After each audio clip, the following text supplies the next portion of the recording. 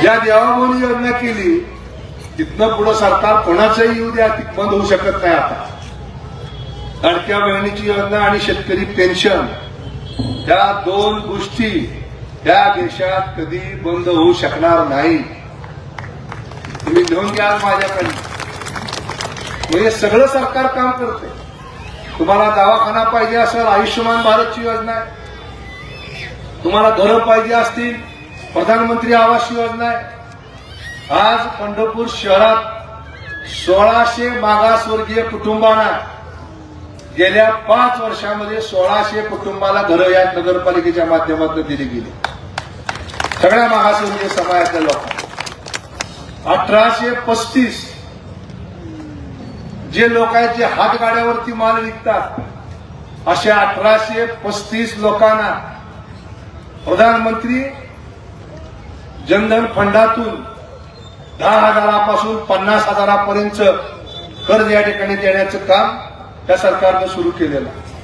शेतकऱ्याला 3 लाखापर्यंत कर्ज 0% व्याजानं देण्याचं काम सरकारनं सुरू केलेलं.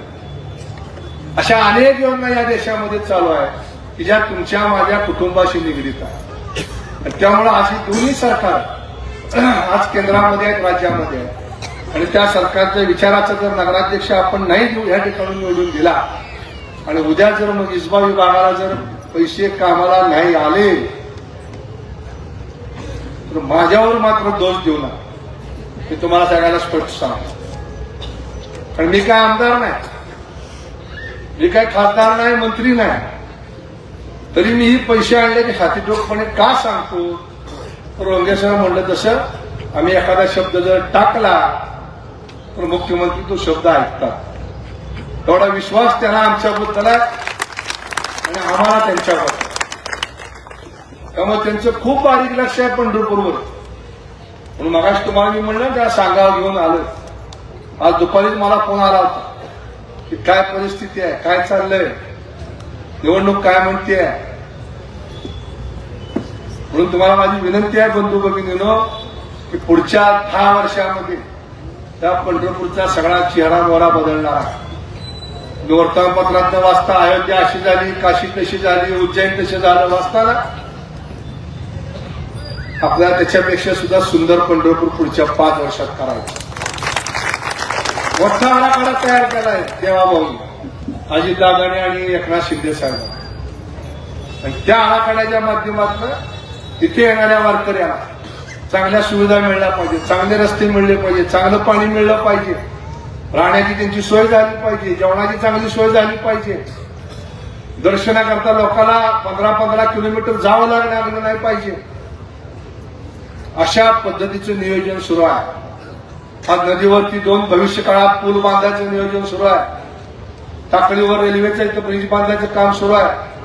सरगम चौकातनं पलीकडे जाण्याकरता आपल्याला बोगद्याखालनं जावं लागतं. पुढच्या 6 महिन्यामध्ये तुम्ही बोगद्याच्या वरनं जाणार आहे. उड्डाण पुलाचं काम सुरू आहे. कोण दिला पैसा तो राज्य सरकारनं नाही दिला, केंद्र सरकारनं दिला. गडकरी साहेबांच्या मागे आम्ही लागलो आणि आता हा जो हायवे होतोय ना वाखरी ते पंढरपूर, असंच त्यावेळेस म्हणले नुसत्या कोटीत बोलतोय. कारण मी कोटीत पैसे आणलेत म्हणून कोटीत बोलतोय. समोरचा कोटीत का बोलू शकत नाही तर ती रुपयात खेळतोय. मी कोटीत बोलतो कारण कोटीतनं पैसे आणलेत. 120 कोटी रुपयाचा रस्ता, 29% बिलोनं ठेकेदारानं घेतलेला रस्ता.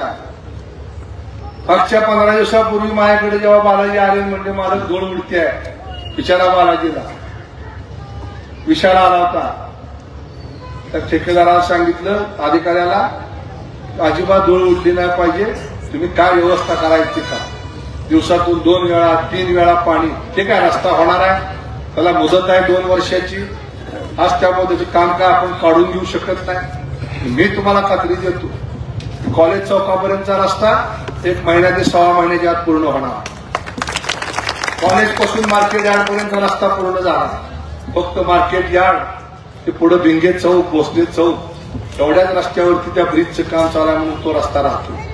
हा रस्ता पूर्णपणे आम्ही अर्बन बँक मंदिरापर्यंत देण्याचा प्रयत्न करू आणि ही सगळी कामं आपण करतोय कारण शासन आपल्या पाठीमागे आणि या शासनाकडनं पैसा असा तुम्हाला लाडक्या बहिणीच्या माध्यमातून येतोय, असा पेन्शनच्या माध्यमातून येतोय, असा अनुदानाच्या माध्यमातून येतोय, असा अनेक समाजातल्या तरुणांना अण्णासाहेब पाटील महामंडळ असेल, लिंगायत महामंडळ असेल, ओबीसी महामंडळ असेल, दलित समाजाकरता असलेली महामंडळ असतील, प्रत्येक महामंडळाच्या माध्यमातून रोजगारासाठी पैसा येतोय.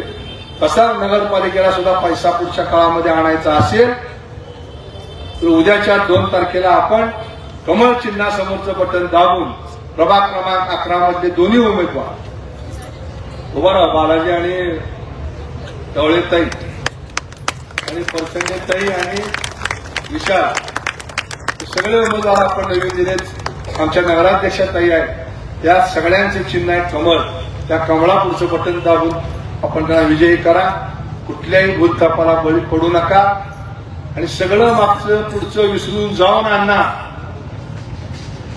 तुमच्या माझ्या पुढच्या भवितव्याकरता ही मत मी मला मागत नाही, मत मी ह्यांना मागतोय आणि ही मत ह्यांना नाही आहे तर हे मत आहे नरेंद्र मोदीला आणि देवेंद्रभाई फडणवीस, एकनाथ शिंदे साहेब, अजितदादा.